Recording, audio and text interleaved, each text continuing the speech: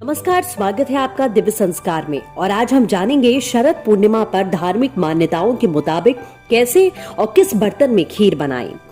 शरद ऋतु की पूर्णिमा को शरद पूर्णिमा कहते हैं। माना जाता है कि शरद पूर्णिमा का व्रत करने से व्यक्ति की सभी मनोकामनाएं पूरी होती हैं। हिंदू धर्म में शरद पूर्णिमा का बहुत बड़ा महत्व बताया गया है।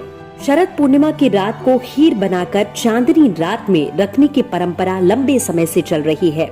ऐसा माना जाता है कि ऐसा करने से खीर में औषधीय गुण आ जाते हैं, जिसे ग्रहण करने पर व्यक्ति को काफी फायदा होता है।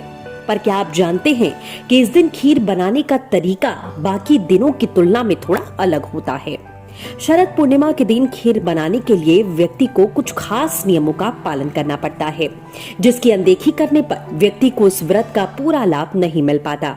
आइए जानते हैं क्या है इस दिन खीर से जुड़े ये कुछ खास नियम। खीर का बर्तन कैसा हो, सबसे पहले इसके बारे में बात करते हैं।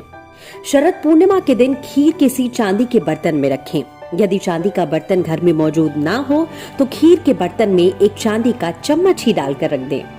इसके अलावा आप खीर रखने के लिए मिट्टी, कांसा या पीतल के बर्तनों का भी उपयोग कर सकते हैं।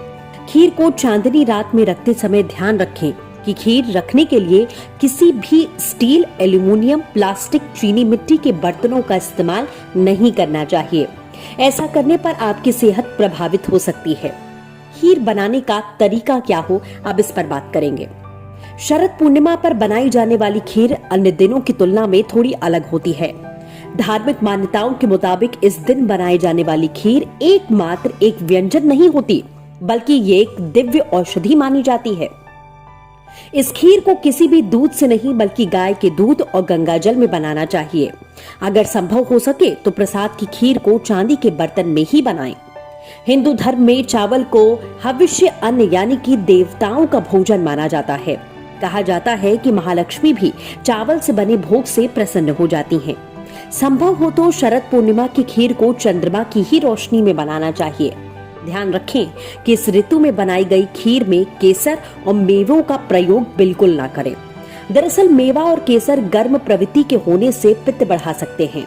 खीर में सिर्फ इलायची का ही उपयोग करना चाहिए। अब इस खीर का सेवन कैसे करें, इसके बारे में भी जान लीजिए। शरद पूर्णिमा पर अश्विनी नक्षत्र में चंद्रमा पूर्ण 16 कलाओं से युक्त होता है। खास बात यह है कि चंद्रमा की ये स्थिति साल में सिर्फ एक ही बार बनती है।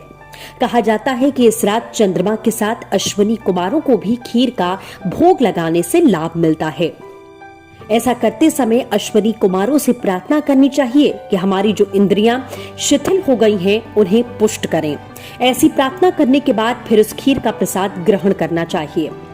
शरद पूर्णिमा पर खीर का भोग लगाने से लाभ मिलता है। शरद पूर्णिमा की रात चंद्रमा का पूजन करके खीर का प्रसाद बांटा जाता है। माना जाता है कि ऐसा करने से व्यक्ति की आयु बढ़ती है और चेहरे पर कांति आने के साथ शरीर स्वस्थ बना रहता है। तो कैसा लगा ये वीडियो जरूर बताएं। ऐसे ही तमाम रोचक वीडियोस के लिए आप दिव्य संस्कार YouTube चैनल को सब्सक्राइब जरूर करें, वीडियो को लाइक करें और शेयर करना बिल्कुल ना भूलें।